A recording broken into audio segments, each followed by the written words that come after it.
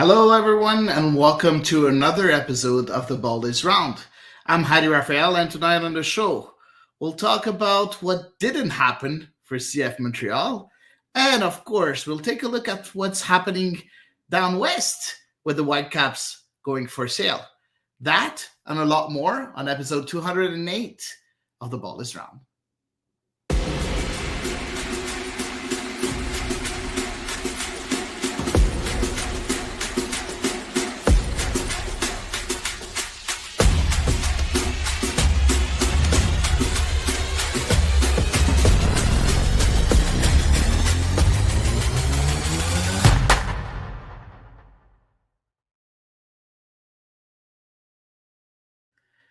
And I'm joined tonight by my good friend, Andy Coronado. Hey, Andy, how are you today? Hey, man. I'm excited. Do you hear me well, my gents? Yeah, I can Okay, hear you. good. Wow. Yeah, that's Good, great. yeah. I'm in my first weekend of my 3-week vacation, man, so I'm so excited to just get some Nice. rest and just enjoy it, man. Enjoy it and focus more on my hobbies. Yeah, just excited. Of course, hobbies, family, it's end of year holidays. Can you believe it? Can you believe it that it's only the end of the year already? Yeah, it's crazy. It's crazy. But like, I can't believe it. But when you look at things from the soccer's perspective, a whole season went by and we felt it this season. The roller coaster that we went into with CF Montreal, the Canadian men's national team, the Canadian women's national team, and the whole drone issue, the Olympics. So many things happened this year. It was like 20 years ago, legitimately. It's been a crazy roller coaster.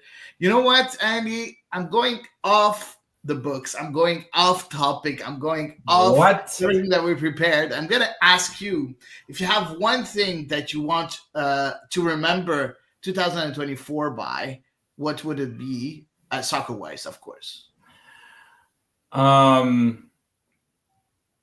Something that I want to remember, if I understand your question correctly. Yeah. The year that, man, how do I put this? The year that the shit hit the fan. It's the best way I can put it, where everything. But that's something that you want to remember?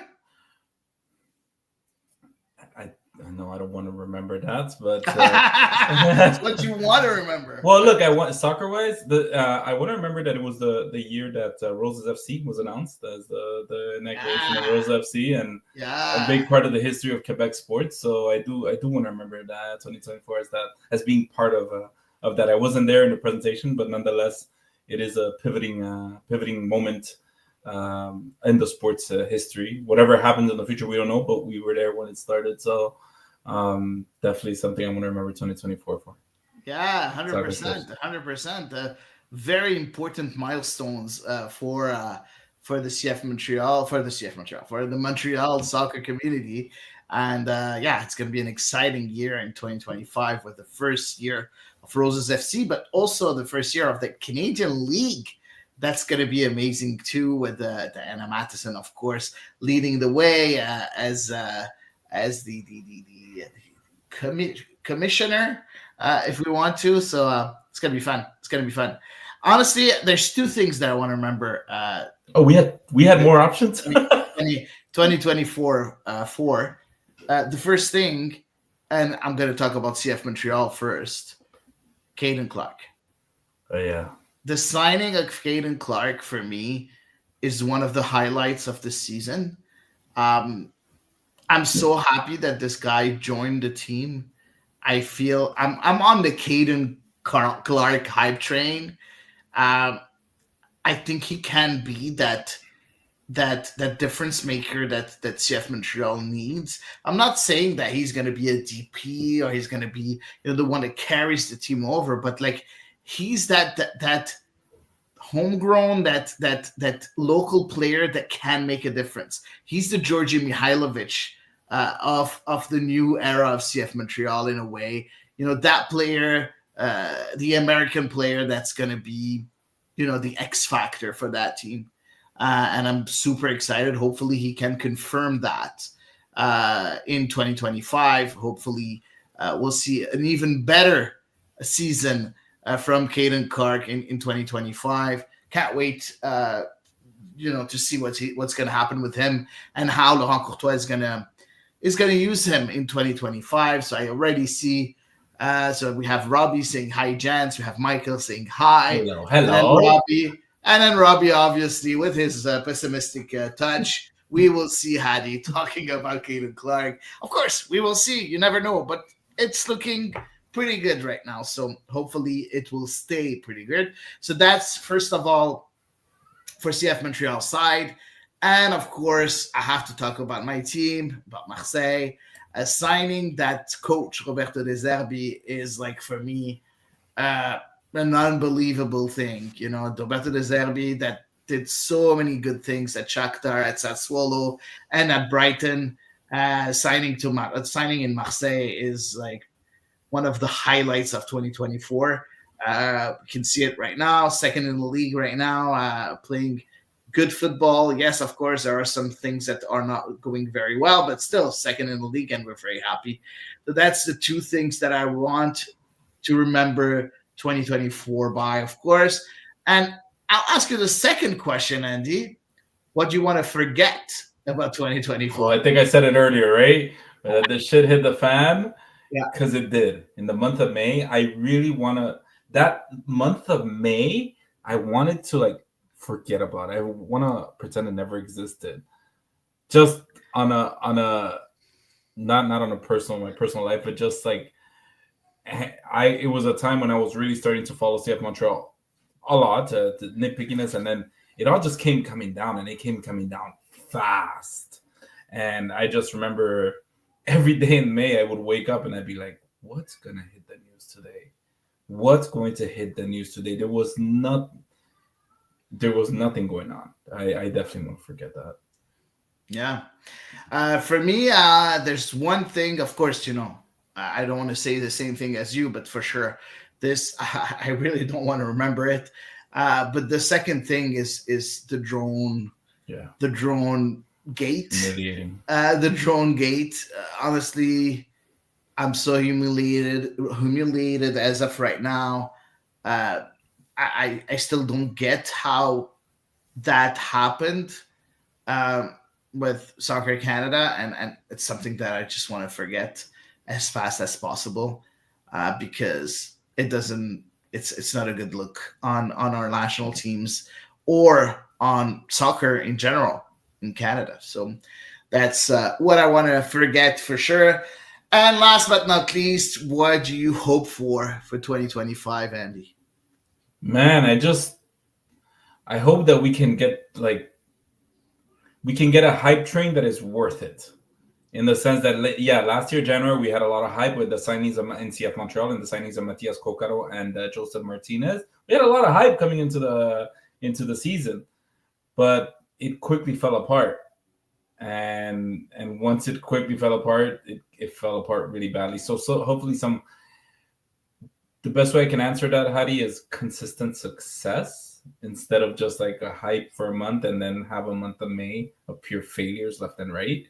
So being eliminated out of Canadian Championship. So yeah, that's what I'm hoping for. And of course, for the Canadians men's and women's national team to recover their their pride, right? Yeah, I agree. Honestly, for 2025, for me, I'm going to be more specific. For the Canadian national team, a trophy. I don't care which one, Nations League, Gold Cup, I don't care, but just a trophy, because we deserve it, and it's time right now to do that. And we've been talking about it for a while here on The Ball is Round, but I think 2025 is the year where we should lift the trophy. And Robbie's saying, I would like some entertaining winning soccer from CF Montreal. Yeah. You know what? Why not? I'm going to be a bit more specific and a bit more of a dreamer.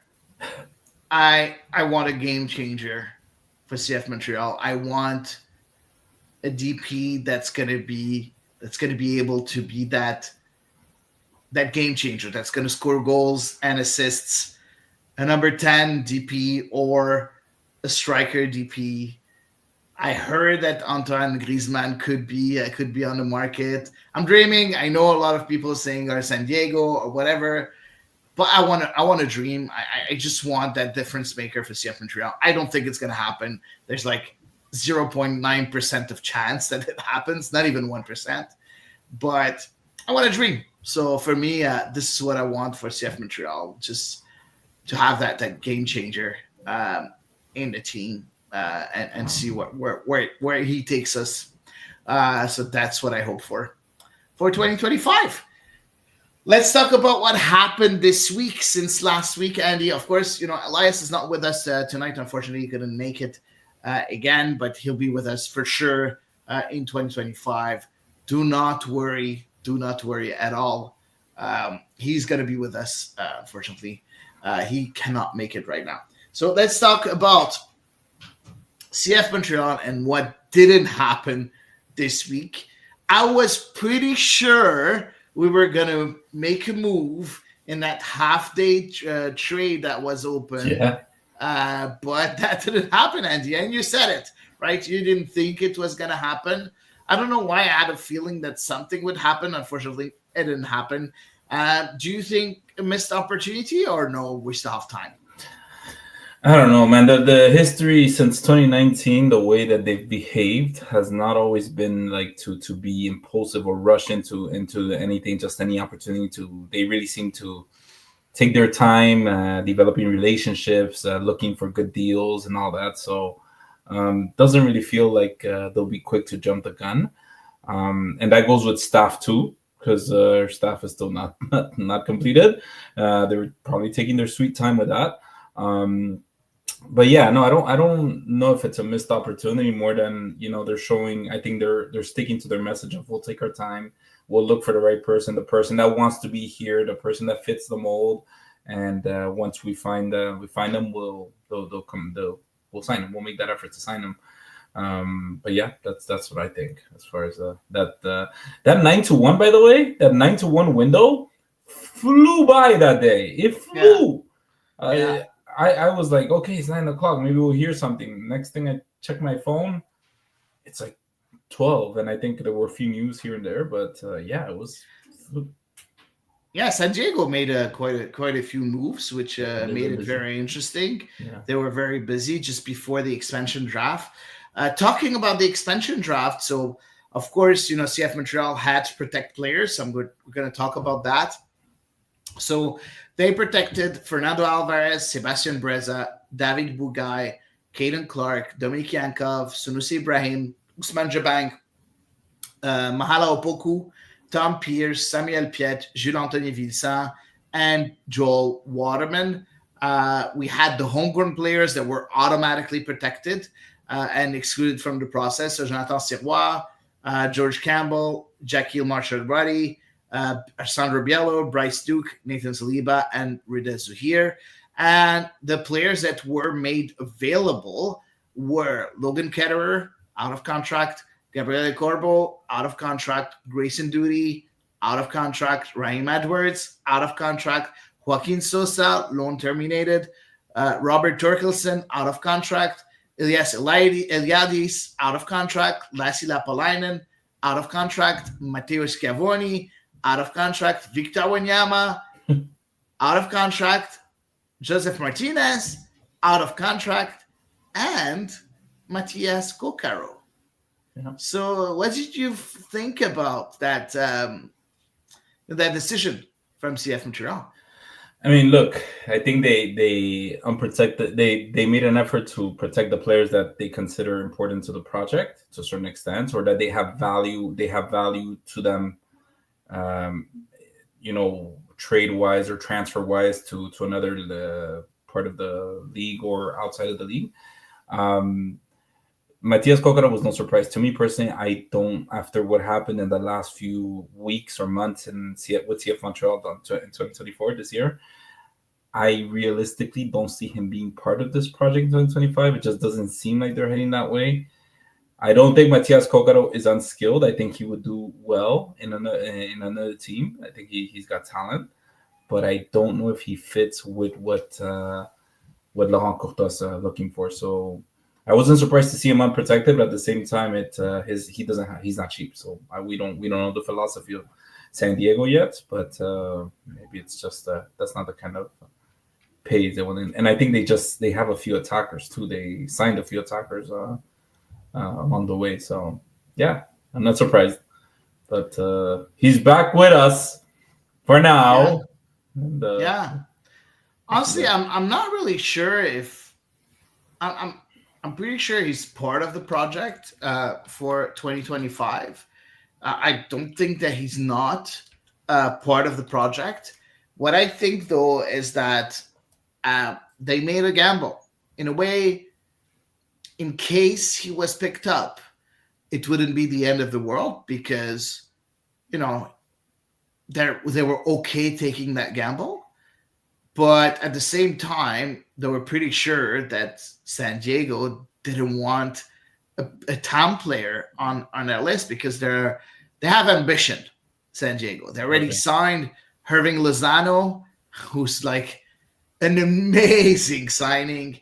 To have quite a few international players that signed: a Colombian, a Norwegian, a player from Northern Ireland, Paddy McNair. I'm pretty sure that Paul Vance would be really thrilled to talk about him if he comes on the show. A Swedish with Christopher McVeigh, who's really good with DC United. He just got traded.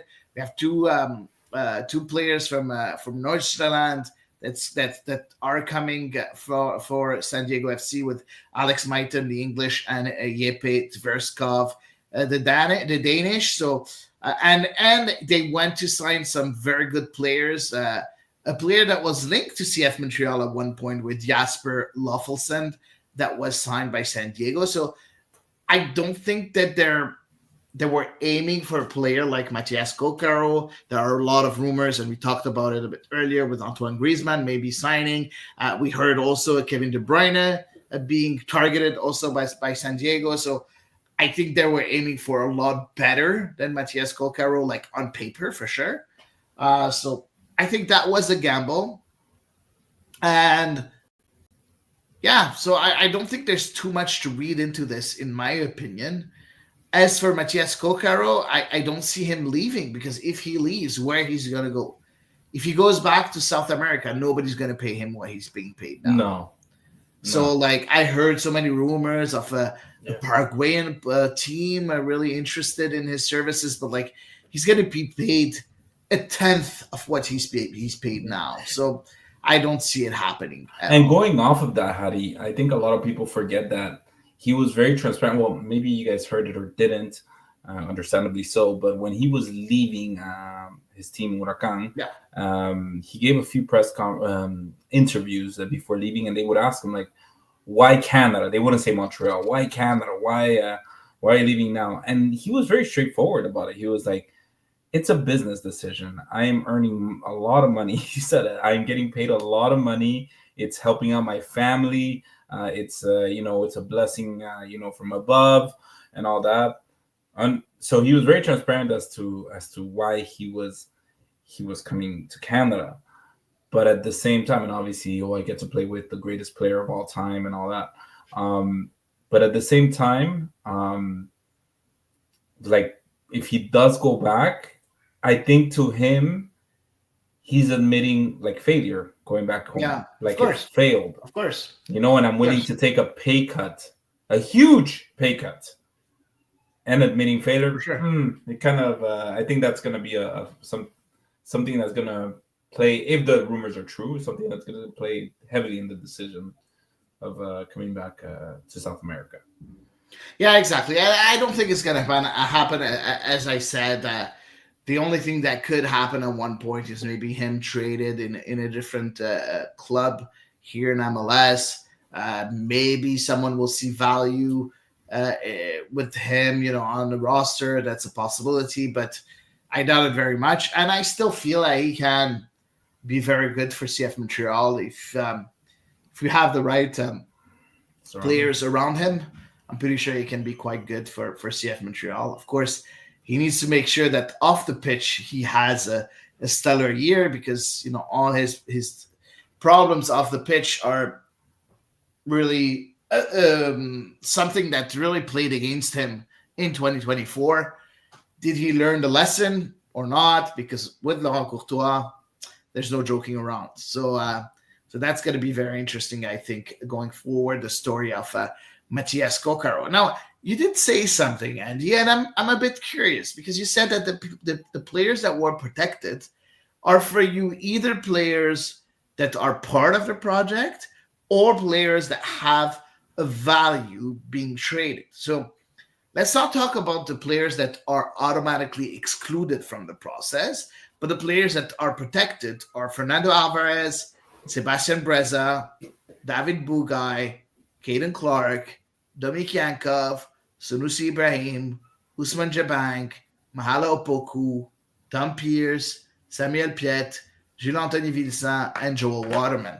Which ones for you are the ones that are interesting to be traded, and which ones are the ones that are part of the project? If you had a crystal ball and you knew things, what would have been your answer? Samuel Piet, of course. No, I'm just kidding. We're never going to get rid of that guy. But no, I mean, I think I've said it in the past in this podcast.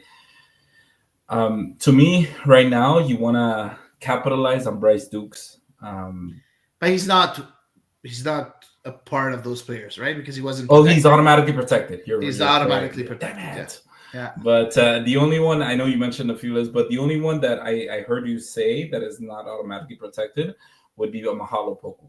Because again, I think I don't have the stats in front of me, but I think he scored a few goals for us this season. I think maybe a few, less than 5, if I'm not wrong.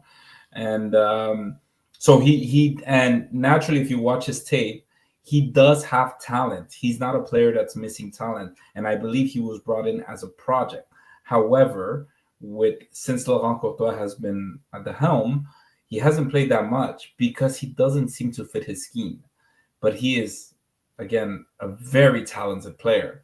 So I think it would be best to capitalize on his value now because he knows the MLS, he knows the league well, and he can play a very interesting position between the lines. And I don't know if he is in Laurent Courtois' plans necessarily in the scheme, unless, of course, there's a major change in that. But that'll be, yeah. Yeah, so Mahala Opoku this year in 2024 only scored 2 goals. There you go. That's it for CF Montreal. But as you said, only 517 minutes, so not a lot of minutes played. He was a starter for 5-6 games during the whole season. Of course, he was injured. He had an ankle injury for a lot of games, but still, like, he hasn't played much. And as you said, doesn't look like being part of that project. So, but maybe, as you said, he could be a good value for exchange to get other players from other MLS teams. So hopefully we'll see that for him, or we'll see him get a place and find a spot in the starting 11 of Laurent Courtois, or in the rotation of Laurent Courtois, which we haven't seen this season. Other player that I want to talk about is Fernando Alvarez. I feel that Fernando Alvarez is also a player that is bankable right now, that has a good value, that could be sold for a profit. I wouldn't be surprised to see him get sold for 3-4 million. It's something that can be done. He was bought for 1 million, so there's a possibility there to do an added value, or keep him to be in the starting 11 next year. So I feel this is another player that's very interesting. And also another player also that I want to talk about is Sunusi Ibrahim.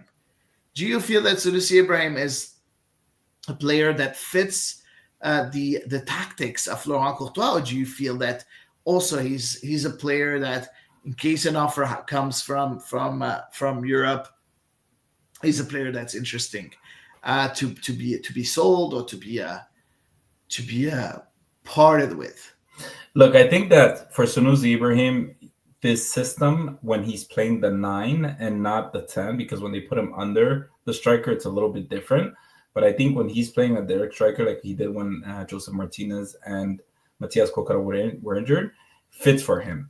I think he finds a way to get the ball in the net. I think he did it until obviously he dropped down in the what do you call it, in the order, hierarchy. But in the hierarchy. But what happened was that as Laurent Courtois said in a few press conferences, it seems like his practice habits were a little bit questionable, and that's the kind of thing that will bring a red flag to any team outside of the MLS, because yes, they can spend more money than the MLS can, but at the same time, they are almost looking for the perfect player. For example, we have the example of Ismaël Koné, Marseille, that he's very skilled, high potential kid, but he has behavior problems. And that's a problem, because sorry French, but already when you've made it all the way to Europe, at that point you're expected to act like an adult, and that includes practice habits and practice things that are being done in the game and outside of the field and all that. And I don't know from what conversations are being had with Laurent Courtois between Sanusi and him, but it does look like his practice habits need to improve in order to be considered seriously for this to be a starter. So I think he has a lot of value, but I still think he needs to grow before we can even think about him going elsewhere. Yeah, no, I agree. He needs to grow 100%, but still, he has scored 7 goals this season. All competition, just 1 goal in Leagues Cup and 6 goals in MLS, which is really, really interesting. I think, and I still think that he hasn't played enough.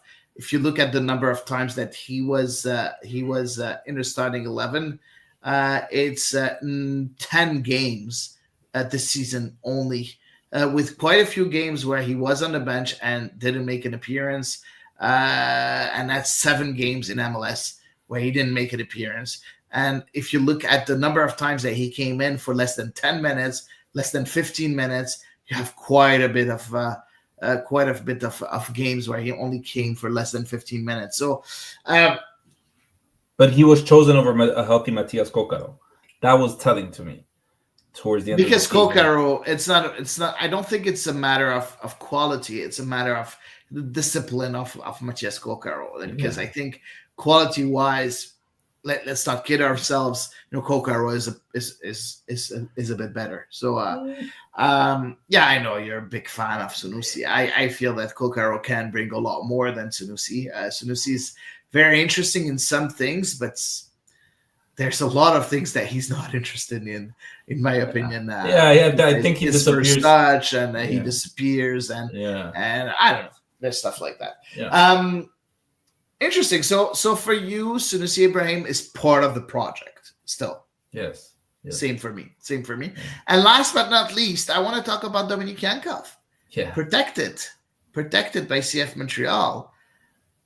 What kind of message does it send? Is it a player that we count on, or is it a player that's still bankable for a transfer, in your opinion? I think he's just bankable, honestly, because based on the little we've seen this season, yes, he was injured or he was maybe out of game shape for a while, but the few chances he's got, he also scored, I believe, like 2 goals, the equivalent of what who were we talking? Mahalo Puku scored, right? If I'm not wrong, but I don't know if he fits in MLS, man. It's not that he's not good. I think he just needs either a loan somewhere or to develop somewhere else. I'm not sure, but it's just I don't think it's because he's part of the project. It just he doesn't seem to fit Laurent Courtois' style or scheme. Yeah, I don't think it's that. I think he's been injured a lot this year. And I feel also that in training, he doesn't look like that kind of player that really gives 110% during training. And that's the reason why we haven't seen him. But every time he was on the pitch, he brought something interesting. Technically, he's very gifted. But unfortunately, sometimes when we don't have the ball, does he make the effort going back? Does he is he responsible tactically, like going back to defend whenever we need him? That's something that he lacks. And in MLS, you cannot play that way. You cannot play just offensively and that's it. So I don't know. it's gonna be very, very interesting to see what's gonna happen with Dominikankov. The last rumors that I read was for him to go back in Bulgaria, on a loan, but not yet an agreement because the buyout clause is where really there's no agreement between CF Montreal and the Bulgarian club. Is he going back? Is he staying here? It's going to be interesting to follow that. But again, another example of, we were talking earlier, Hady, about a failure, about a failed experiment, right? Like, Hady, they're cleaning house, man. I think we can get a little bit later, maybe talk about that subject. But they really, if these rumors are true, rumors are rumors and nothing is set in stone yet. But if they are true, it really looks like they're aiming to clean house with very key pieces to try to keep it together for at least a bit. But it's crazy. That's Yeah, no, I agree with you. It seems like that. It seems that they want a full reset at the club. So let's wait and see. Let's wait and see what's going to happen. But it's going to be interesting. I think it's going to be a very interesting offseason. If they keep the 17 players that are under contract, they still have 13 players to get because you have a 30-man roster. There's a lot of seats to fill and not a lot of money. So very interesting to see what will be the decisions. And they will have to take decisions very quickly because let's not forget, the camp starts usually early January or mid-January. And we're already mid-December. And I'm pretty sure if you're Laurent Courtois, you want to have your players as fast as possible, your team as fast as possible, at least the core of your team fast as possible. So, and the staff too. But I think the staff we're going to hear news before the end of the year, in my opinion. So let's wait and see. We didn't answer the question of Dr. Foot that was asking if Kokaro is going to stay or not. We did talk about it a bit earlier, Dr. Food. So thank you for always asking questions. We have quite a few comments here. First of all, we're at Patrick White. If they don't sign a difference maker, season tickets will dip below 10,000 again. They need to do it. Joey is going to give his sons the resources they need to succeed. Honestly, I don't think the season tickets are going to dip under 10,000 just because of Messi this year. But next year, that's where it's going to be very interesting to see how the season tickets are gonna be affected when Messi's not here, the first year that he's not here. And we have Tate saying, very interesting, he's thankful for the University of Vermont playing for the Division I National Championship Soccer NCAA title tomorrow night. He'll be very happy and very thankful if they win. We do have a Montrealer playing for that team, for University of Vermont, which is Nathan Simeon. It's a player of the team. So maybe an interesting player for the draft. And we'll talk about that a bit later. Michael asking questions about the Whitecaps. That's the next subject. We'll talk about it a bit later too. And then a question from Michael. So many players of CF Montreal want to leave. Is Courtois the real problem, Andy, in your opinion? Well, I mean, I don't know, because in that sense, because the way this question is asked is so many players wanting to leave CF Montreal. There's not too many. We don't know if the players are necessarily the ones wanting to leave more than, say, CF Montreal not believing that they are part of their new regime or new philosophy or whatever it may be, that was once part of the past regime. To me, it just seems like now they've spoken about it a lot. Again, Rejavet spoke about it in his press conference, how important now they were going to take into account the statistics, the analytics, the numbers, and all that about players when they're recruiting them. And maybe when they analyze these players that are leaving or they're trading or with the rumors surrounding them, they just didn't believe it fit their standard of what they're looking for. And so, again, I don't think it's necessarily that the players don't want to be here. As we said in the example of Matias Kokaro, where we don't think, I think his main reason for being here is the money. He's being here because of the money. Now, the CF Montreal wants him and continue to want him that pay. That's another story. So is Courtois the real problem? I won't say he is or he's not. I mean, it's just been 1 year. He mentioned it several times, and so he did. Didn't, but he mentioned that it was a transition year. Can we really judge a coach based on a trend, what he's done on a transition year? I can't say we can. Next year, though, I think we'll be able to see who he really is as a coach. I really hope he doesn't go through another month of May like he did this year, because I'm sure he wants to forget that one too. But for sure, it's something that we'll be able to see who he is as a coach. Yeah, I agree with you. I don't think it's Courtois the problem. I feel that it's a reset wanted by the new organization of the front office. There's been a big change in the front office. We see, staff members that were really liked here in Montreal that are now no longer under contract.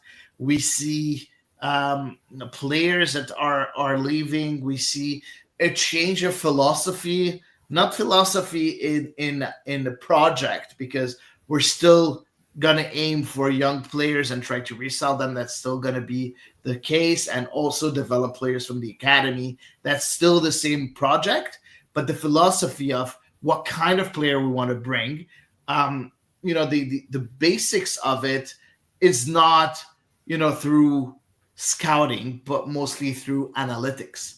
Scouting, yes, is a part of it, but the analytics is going to be very important. They're going to look at numbers. We see a lot of teams really doing very, very good things with analytics. Of course, we see others that are not doing very well. If you look, for example, Brighton has been dealing with analytics since they joined the Premier League, and they did very, very well with a very, very small budget compared to other teams in Premier League.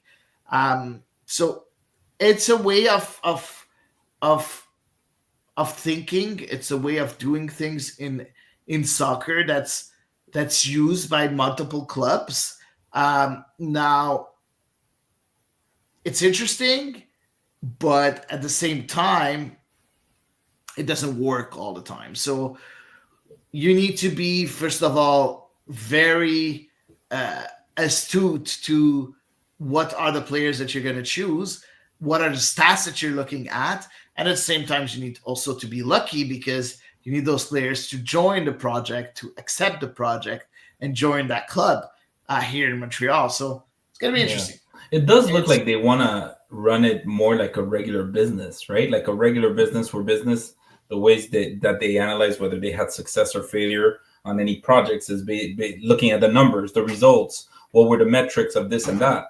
And that's exactly what I think they're aiming with this, is really to look at the metrics, and do the metrics justify what I see with my eyes, what I hear with my ears, what I see, what does it justify the metric?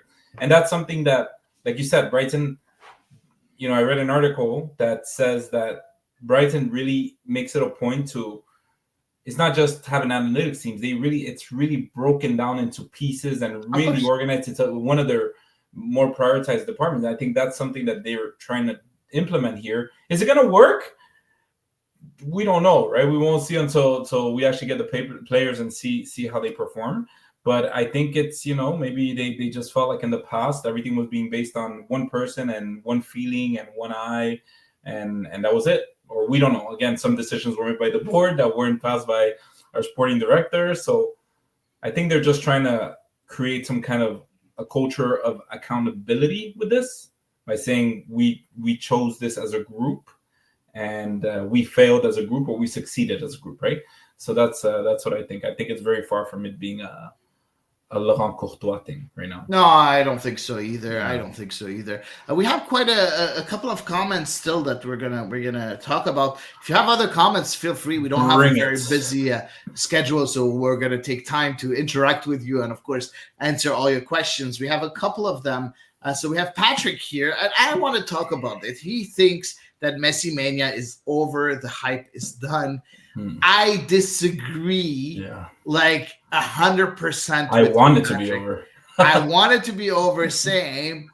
But the fact that Messi didn't win MLS Cup, I think that it's going to be even crazier next year because Miami's going to want to win it so bad, and everything is going to be done around the league to give them the trophy in a way. Or to make things easier for Miami, in my opinion. So I don't think at all that the Messi Mania is over. Wow. At the same time, the hype of the supporters is still intact because you have a chance to see the best player, one of the best players in history, because I'm not going to go into if he's the best player or not.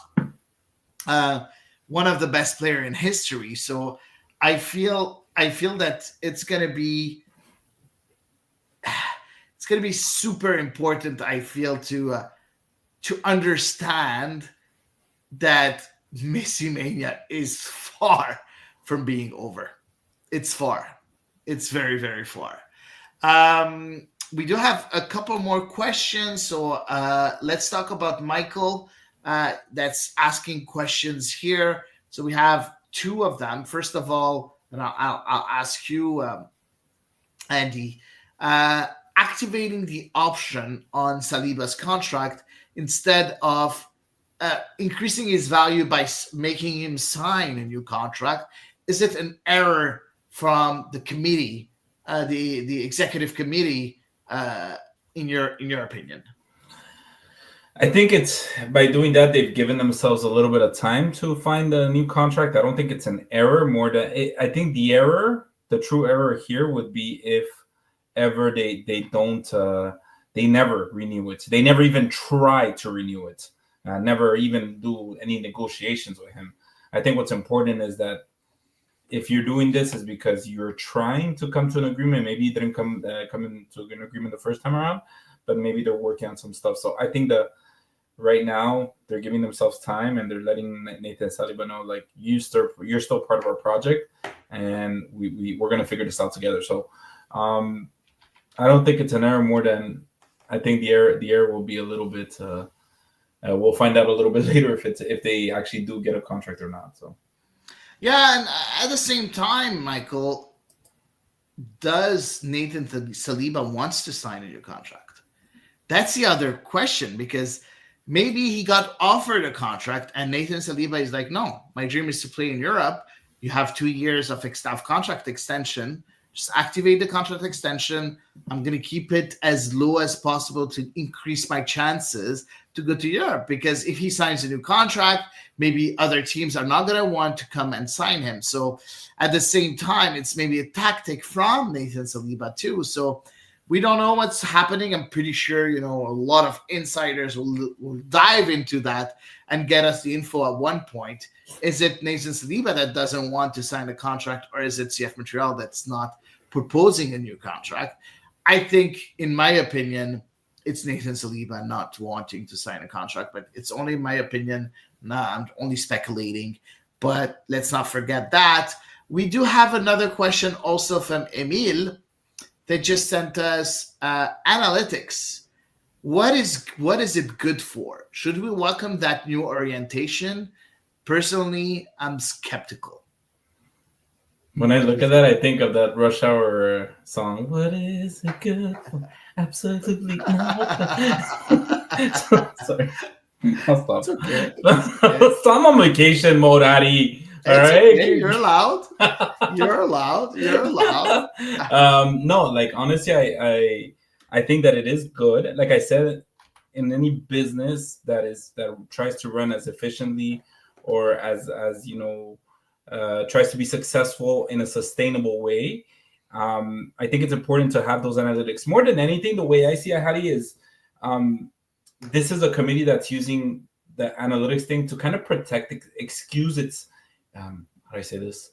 Justify its transactions. So we spent, I don't know, $1 million in Gam Tam, whatever it is. We spend $1 million on this person. We're paying this amount because according to our research, not just what we heard or what we saw on the field, but also based on the numbers, it justifies everything. Oh, but he got a massive knee injury or he had a massive this injury.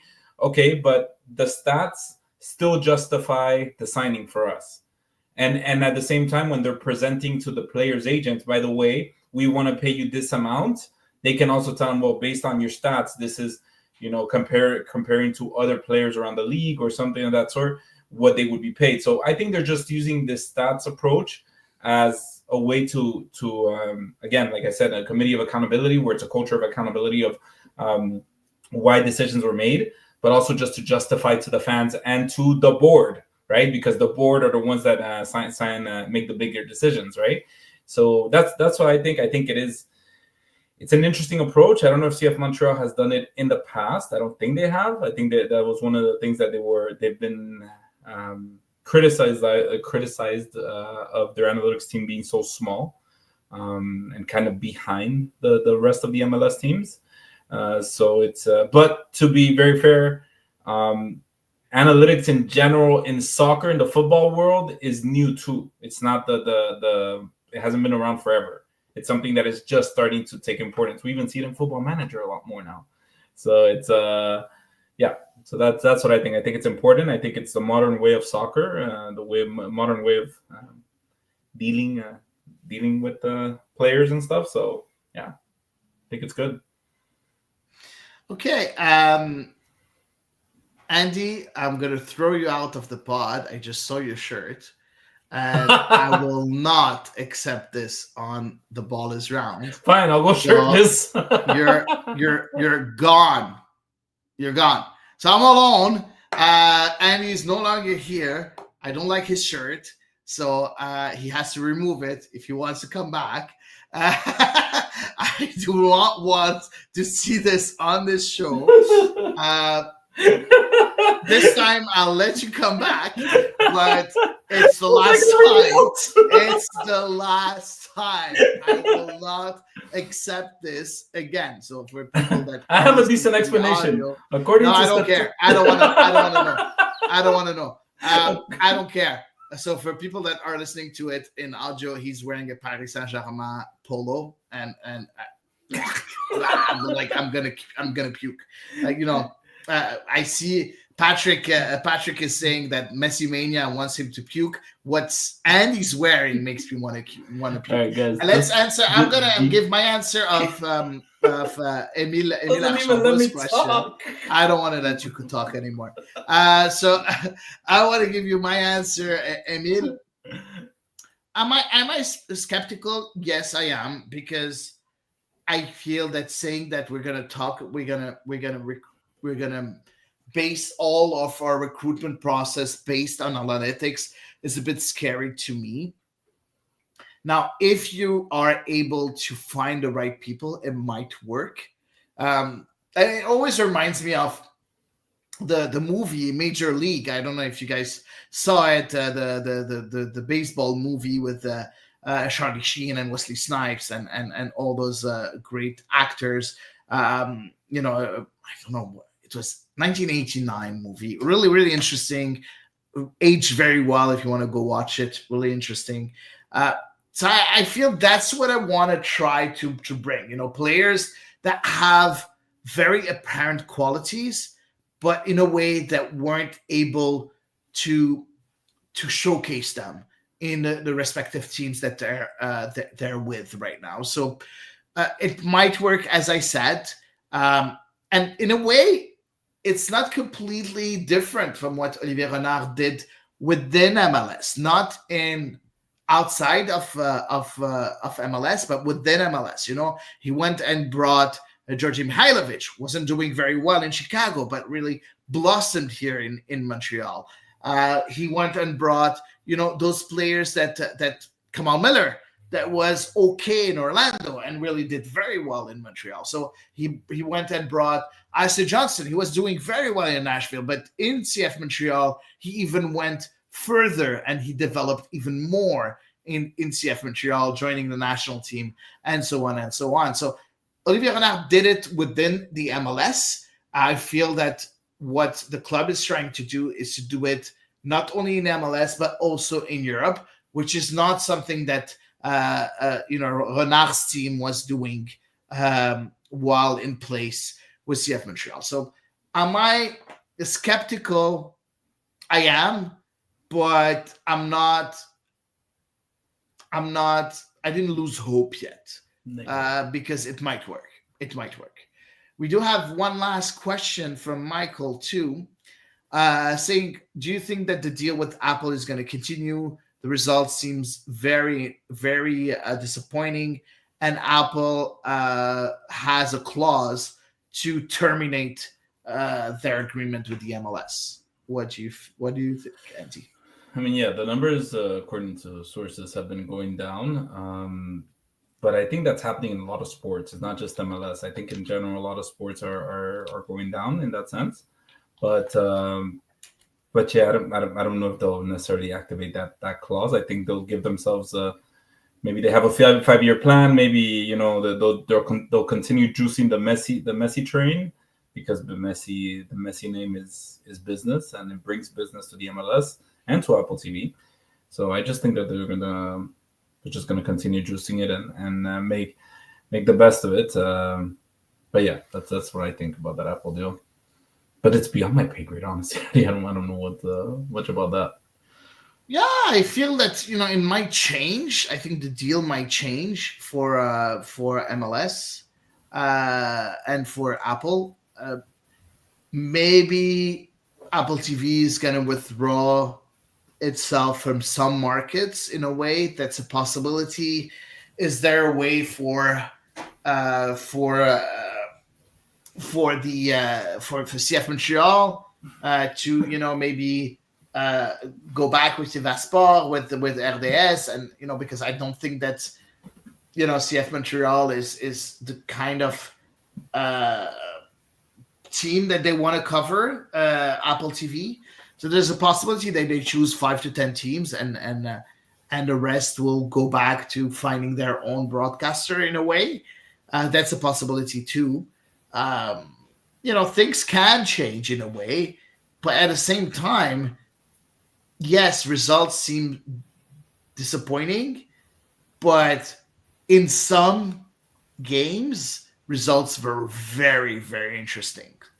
And I think that Apple TV is going to want to keep that going and maybe invest a bit more to keep those results. Because if MLS is going to tell them, you know what, you're going to cover Miami, the 2 LAs, the 2 New York City, and Seattle, then, MLS is going to tell them, okay, you want these 6 clubs, do it, but it's going to cost you the same thing as the whole league. Yeah. Because these are the teams that are the sellers of our broadcasting rights. So it's going to be very interesting. I think it's going to be very interesting to see it go.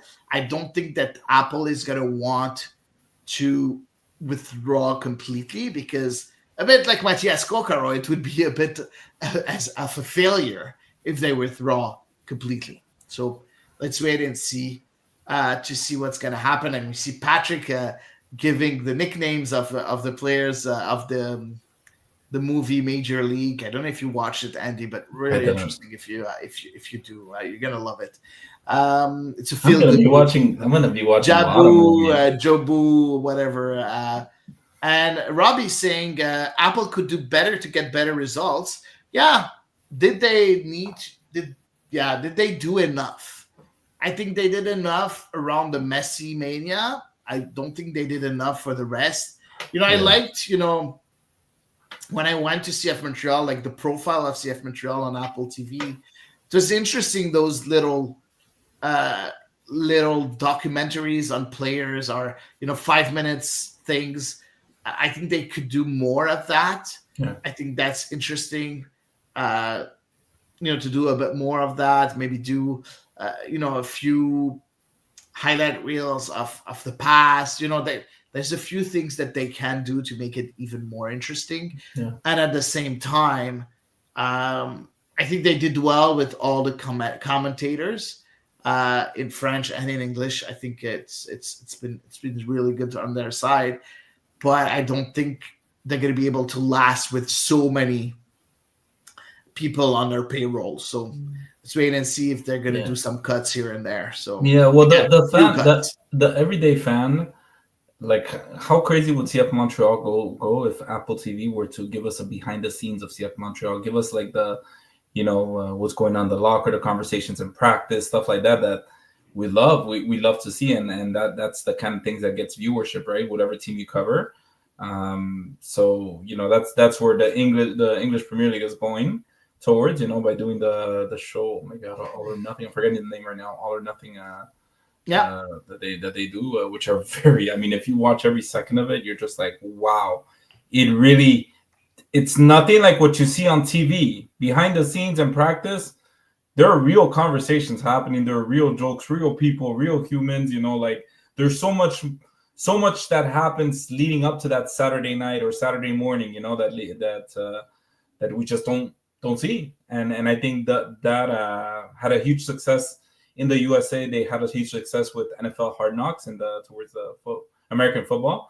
They had that with NFL Hard Knocks, which was fantastic because it really it humanized the football players. It humanized them to the people, and they saw more of a personal thing, which is something that they continue doing. So I think Apple TV, if they can really get behind that, let's produce a more behind the scenes, a more, instead of just showing what's on the field, like let's show the people the story behind the field, what's going on, right? So I think that's where we're going with what Robert was saying. Apple could hopefully capitalize and try their best shot at that and see what they get. No, I agree that that they could do more. Now, yes, is CF Montreal fandom really who they want to please? Because the fandom of CF Montreal is not much for someone like Apple TV. And if you want to do that for each and every team, that's going to cost you a lot. Yeah. And by costing you a lot, doing that for the fandom of San Jose, of Chicago, and all those clubs, is that interesting for Apple? Yeah. I don't know. They're going to have to take decisions. I think it's very early to take decisions right now. It's only the second year of a 10-year deal. I think they'll take decisions after the year 3 or year 4. I don't think they're going to take decisions beforehand. They took the first decisions by reducing the payroll after year 1. They saw that it was a bit too much, having too many commentators. They reduced it quite a bit, not only in Quebec, but everywhere else. So are they going to be able? Are they going to take another decision this offseason? I doubt it. I think we're going to see a big decision mostly at the end of 2025 once Messi is gone, or the end of 2026, either or, in my opinion. So let's wait and see. Thank you for all the questions. Let's move on. Last but not least, Andy, we're going to talk about the Whitecaps. We did talk about the Whitecaps. Not re-signing Vanni Sartini. We did give our take. Some people didn't like our take and felt that we didn't do our job properly. But you know what? If our opinion, you don't like our opinion, too bad, so sad. But yeah, there's a ton of other podcasts for you. Yeah, go for it. But our opinion is that we felt that Vanni Sartini did a very good job with the Whitecaps. But now we had other news that came on officially with the owners of the Whitecaps, announcing that they're putting the club to sale. Yeah. Now, let's talk about a couple of points. They said they want to do their best to keep the team in Vancouver, and that's going to be the priority. But they didn't say that they would refuse an offer from elsewhere. That's one point.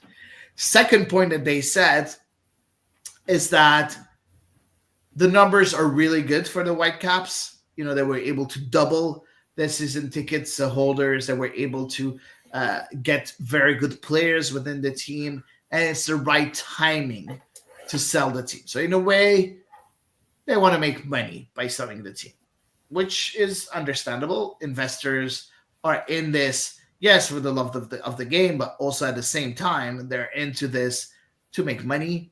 So I think they will make a lot of money if someone is interested in buying the franchise.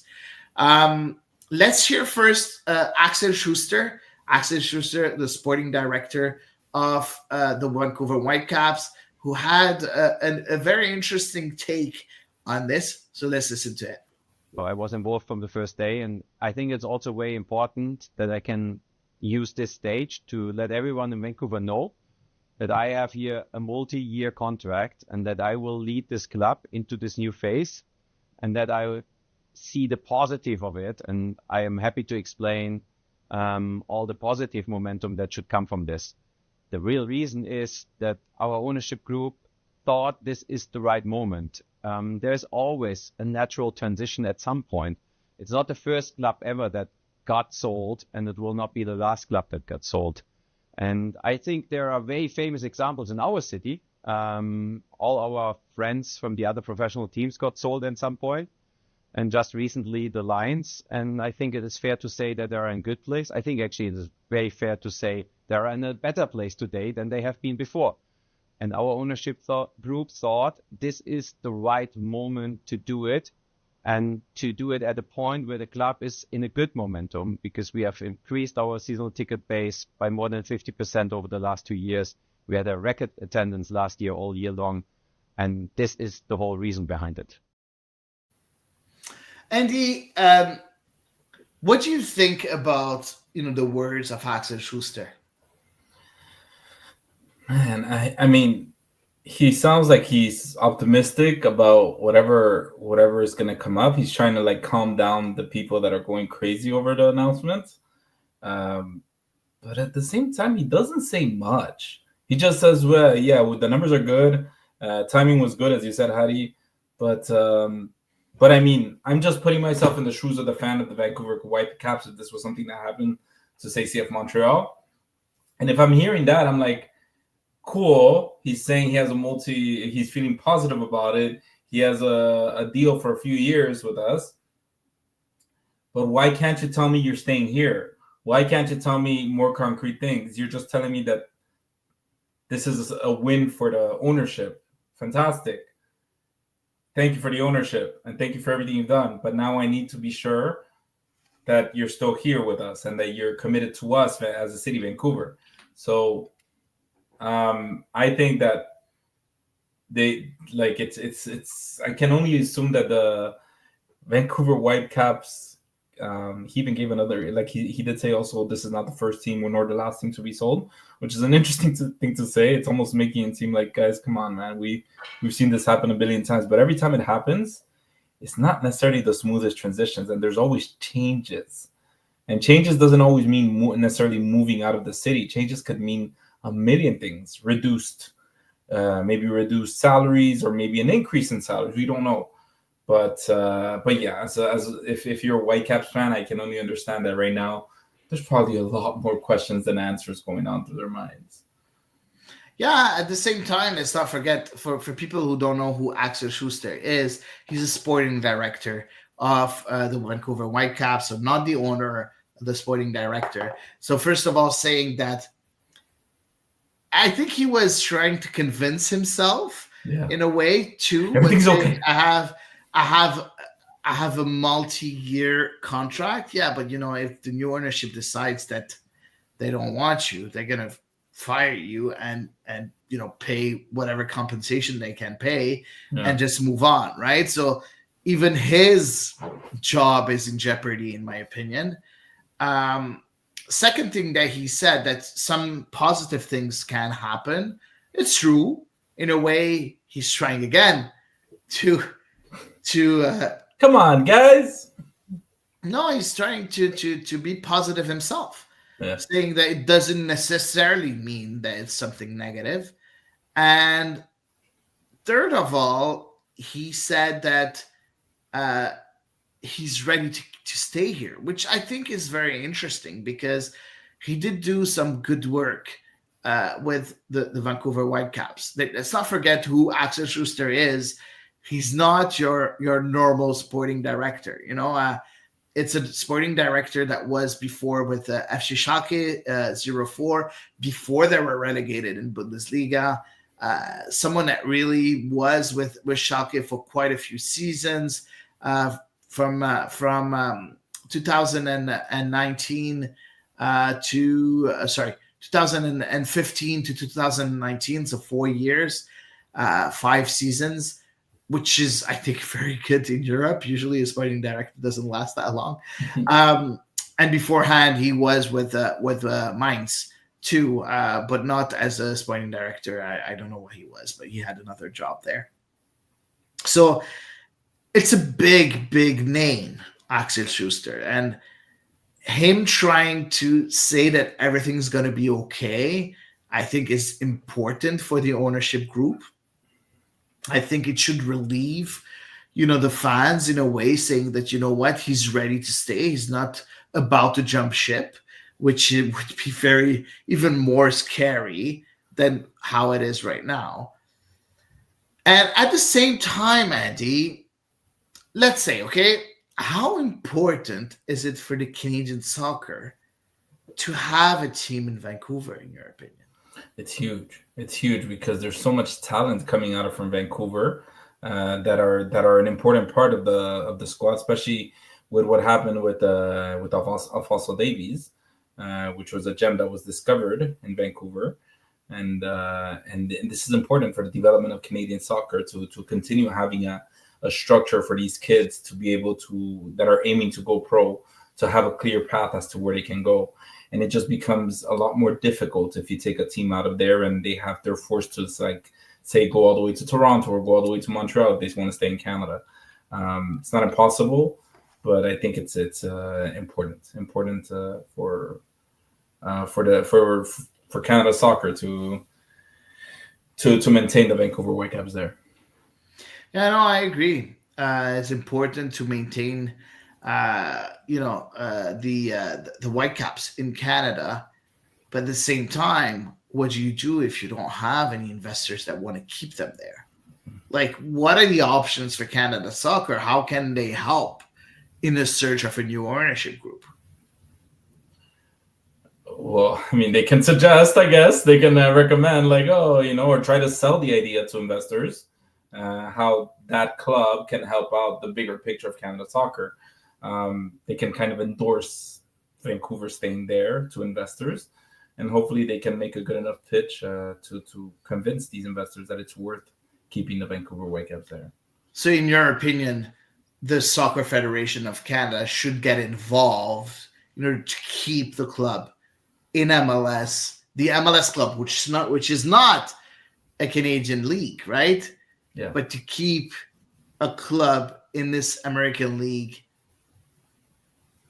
and keep a foot in the American league, out west. Do you think that it has to be, we have to see an involvement from the federation? Yes. I think if they're getting that sense that the ownership groups, like you said, the bidders are really with the idea of moving out, then I think at some point the Canada Federation needs to really step in and say, hey, by the way, I don't think you guys understand the full impact of having the Whitecaps as being part of being in Vancouver and being that channel for a lot of kids to be able to develop into professional players. So I think it's important. Yeah, it is important. I agree with you. I don't think that I'm not sure if Canada Soccer is going to see it that way. Why? I don't know. I feel that Canada Soccer is going to want to promote the Canadian Premier League a lot more than the MLS. They see the value of a team in MLS, but politically, in a way, pushing boundaries to go and keep a team in an American league, I don't know. I see some political views that could be a bit weird. And is it the right message that we're sending for Canada, for Canadian soccer and for local soccer, saying, "Oh, please, we really want that team to stay in this American League." And I think it puts Canada soccer in a weird situation where they know the value of the Whitecaps within the MLS and them staying within the MLS, but at the same time, they're a bit stuck with the idea of that it is an American League, and why would the Canadian Soccer Federation, get into this? So I don't know. It's going to be interesting to see what they're going to do, but I'll be surprised if it's very public. If they do something, I don't think it's going to be publicized in a way. So it's just going to be here and there, behind the scenes stuff, in my opinion. But let's wait and see. Now, Whitecaps, again, I don't know, man. I can't unsee the Whitecaps within the MLS. And I feel it would be a big failure for the MLS to let Vancouver leave, because it's a big market with Vancouver. It's not a small market. I think that the MLS needs the team to stay in Vancouver. Do you feel that there's a need for the MLS to keep a team in Vancouver? Yes, absolutely. Don Garber has said in the past that it's important for the MLS to have Canadian teams. It's important as the league continues to grow and develop, and soccer within US and Canada continues to grow, it's crucial for them to continue having Canadian teams in the MLS. Now, I think the league also has to make a proper effort to make it easier financially for these teams. I know that there's a big problem with the conversion of the salaries and all that, and the transactions. So I think that's something that the league needs to work with the Canadian teams. But I think it's crucial for the growth of sports in North America in general, to keep Canadian teams, and the more competition you can add in Canada itself amongst the MLS, then I think it's important. Yeah, no, I agree. Let's wait and see. One last question for you regarding the Whitecaps. Okay. Enough about I don't know. I thought about this right now, and one of the owners of the Vancouver Whitecaps is Steve Nash. Yeah. We all know who Steve Nash is, of course. Basketball legend, NBA legend, one of the best to have played the games. Of course, great passer, great player altogether. Canadian, 100%, as usual. At the same time, I don't know if you are aware, but Steve Nash has a brother, and his name is Martin Nash. Okay. Do you know who Martin Nash is? No. What's that? Martin Nash is the manager, the head coach of York United in a Canadian Premier League. Okay. At the same time, we know that the Canadian Premier League is looking for investors. The Canadian Premier League is looking for more teams. Do you feel that a guy like Steve Nash, that has done so much for the sport in Canada, would be an interesting investor in a Canadian Premier League club, knowing that there is a club in Vancouver called Vancouver FC, for sure? Do you feel there's a possibility that this happens? Yeah, I mean, we see it happen in the U.S. all the time, right? That former players of different sports. We saw it with Magic Johnson with the MLS, and with NFL. Sorry.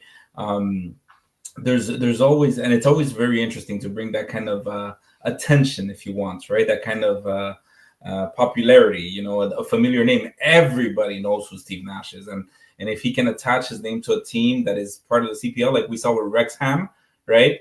And Wrexham, that happened with that they just attached a very popular name and inserted some money into a team. It will be big. I think it will be big for the league. I think it will bring more viewers, more attention. and let's do a documentary about it. Let's make a documentary and let's make York United worldwide famous, baby. Worldwide famous. No, I think Martin Nash is no longer the coach of York United, by the way, but he was the coach of York United for a while. So I don't know. It's I see the link there, and I feel that, is it possible to see? I don't know. I have a feeling there. I don't know what kind of feeling it is. If it's true, if it should be weird, even. Man. Yeah, I don't know. It's so strange right now. It's just that announcement in midweek, Hady just dropped, and I like a bomb, and I just had to do like a triple take at the announcement. I was like, what is happening? I think we've been so focused on CF Montreal and whether they're moving, they're staying, whether they're moving, they're staying. Every day seems to be part of the art. And then all of a sudden, you just see Vancouver Whitecaps. What the hell's happening right now? Like what in the world? Do you think there's going to be a journalist in Vancouver that's gonna say that Vancouver is moving to Detroit? Yeah. So are you talking about a journalist that has no credibility and that is into all these conspiracy theories? No. That's the problem. It's a journalist that has a lot of credibility that made that assumption for CF Montreal. So I don't know if it's going to happen for Vancouver. Hopefully we'll have a team. The MLS will still have a team in Vancouver. They will next year. Hopefully we'll see investors take over that club, and hopefully we'll see Ali Ahmed. Exactly, and hopefully we'll see Steve Nash, invest maybe in the Canadian Premier League, and why not a team in Quebec? That will be great.